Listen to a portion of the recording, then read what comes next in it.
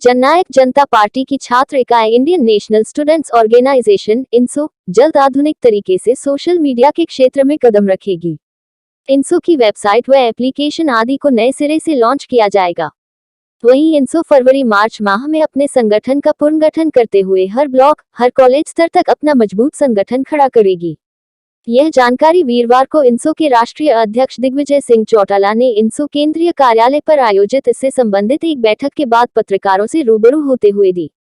इस अवसर पर जेजेपी के प्रदेश कार्यालय सचिव रणधीर सिंह, इंसो कार्यालय सचिव मुनीश चौधरी आदि मौजूद रहे। इंसो के राष्ट्रीय अध्यक्ष ने कहा कि सोशल मीडिया के इस आधुनिक जमाने में बदलाव लाना अति आवश्यक है, इसलिए यह निर्णय लिया गया है कि इंसो अपने सोशल मीडिया प्लेटफॉर्म में बड़ा महत्वपूर्ण बदलाव लाएगी। उन्होंने कहा कि जल्द इंसो की वेबसाइट, एप्लीकेशन आदि को नए सिरे से लॉन्च किया जाएगा, जो कि देश की राजनीतिक पार्टियों व छात्र संगठनों के सोशल प्लेटफॉर्मों से ज्यादा प्रभावी होगी। उन्होंने कहा कि इसको लेकर अधिकतर कार्य पूरा हो चुका है। इसके अलावा इंसो अपने कार्यक्रमों का एक नया कैलेंडर भी जारी करेगी। दिग्विजय चौटाला ने कहा कि इंसो की नई राष्ट्रीय व प्रदेश कार्यकारिणी को नए प्रारूप के तहत गठित जाएगा। उन्होंने कहा कि जेजेपी की जनरल व युवा इकाई गठन के बाद फरवरी मार्च माह तक इंसो अपने संगठन को हर ब्लॉक, हर कॉलेज स्तर तक मजबूती से खड़ा करेगी, जिसमें नए मेहनती साथियों को मौका दिया जाएगा। दिग्विजय ने कहा कि इंसो में लंबे समय से कार्य कर रहे वरिष्ठ मेहनती युवाओं को जेजेपी के युवा प्रकोष्ठ में प्रमोट किया जाएगा। वहीं उन्होंने सरकार से आग्रह करते हुए कहा कि एमएचए की गाइडलाइन को ध्यान में रखते हुए प्रदेश के कॉलेज व विश्वविद्यालयों में जल्द छात्रों की क्लासरूम शिक्षा शुरू करनी चाहिए, क्योंकि कोरोना महामारी के कारण लंबे समय से युवाओं की शिक्षा प्रभावित हो रही है। साथ ही उन्होंने सरकार से अपील की कि छात्र हितों को देखते हुए कॉलेज विश्वविद्यालयों में छात्रों को मुफ्त में कोरोना वैक्सीन मुहैया करवाई जाए। बड़े शॉर्ट नोटिस पे हुआ, आप सब लोग आए, इसके लिए मैं आपका आभारी हूँ। आज हमने इंसो को लेकर के कुछ अहम फैसले किए हैं। सोशल मीडिया का जमाना है और आप जानते हैं आज के युग में सोशल मीडिया की एक अलग और एक अहम भूमिका है। उसको पहचानते हुए, जानते हुए, क्योंकि हमारी वेबसाइट्स और एप्लीकेशंस और सोशल मीडिया पर बहुत सारे बदलाव किए जाने चाहिए थे समय रहते, जो नहीं हो पाए थे। हमने ये फैसला लिया था कुछ समय पहले कि हम इन सारी चीज़ों को रिकंस्ट्रक्ट करेंगे। मैं बधाई दूंगा इंसो के दफ्तर के हमारे साथियों को, विशेष तौर पर मोन्टू और उनकी टीम को, जिन्होंने state of the art website, application और सभी सोशल मीडिया प्लेटफॉर्म को रिवैम्प कर करके उसको नए सिरे से लॉन्च करने का एक पूरा स्ट्रक्चर खड़ा किया।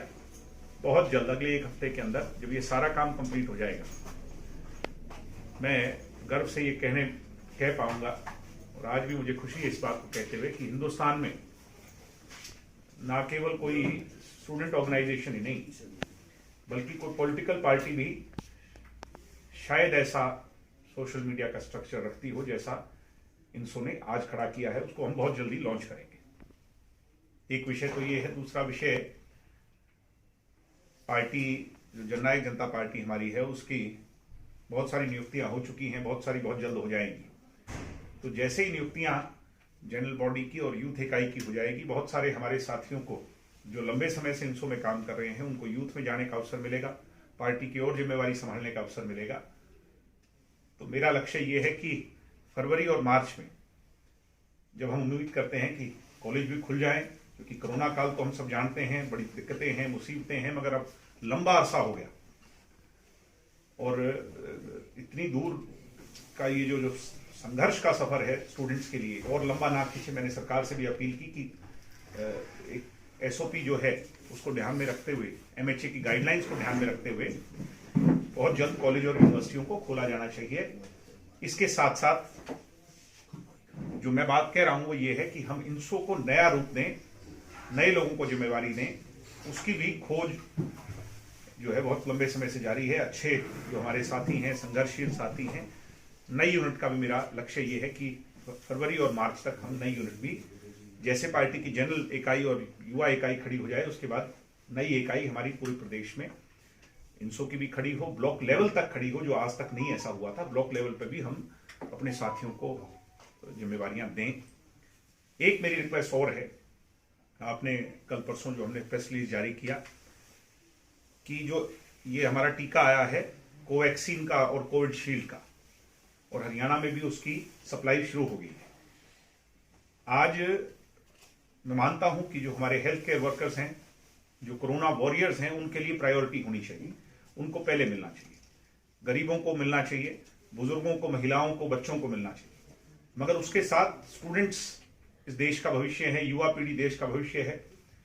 युवा पीढ़ी को भी सरकार इस टीके को, इस वैक्सीन को मुफ्त मुहैया कराए, इसके लिए मैंने सरकार से मांग करी है। और मुझे उम्मीद है कि सरकार इस बात को मान करके कॉलेज और यूनिवर्सिटियों के अंदर मेडिकल स्टाफ की व्यवस्था करके, जैसे ही ये कॉलेज यूनिवर्सिटियां खुलेंगी तो उनकी पहली रिसेप्शन पर उनको कोविड का टीका लगाने का काम हमारी सरकार करने में कामयाब होगी। और मुफ्त मुहैया, क्योंकि मैं मानता हूं इसका खर्चा 200-300 जो भी है, वो भी अब ये एक आर्थिक बोझ के तौर पर अपने स्टूडेंट की जेब पे ना पड़े। ये मेरी मांग सरकार से है, उनको भी ये मुफ्त टीका लगाया जाए।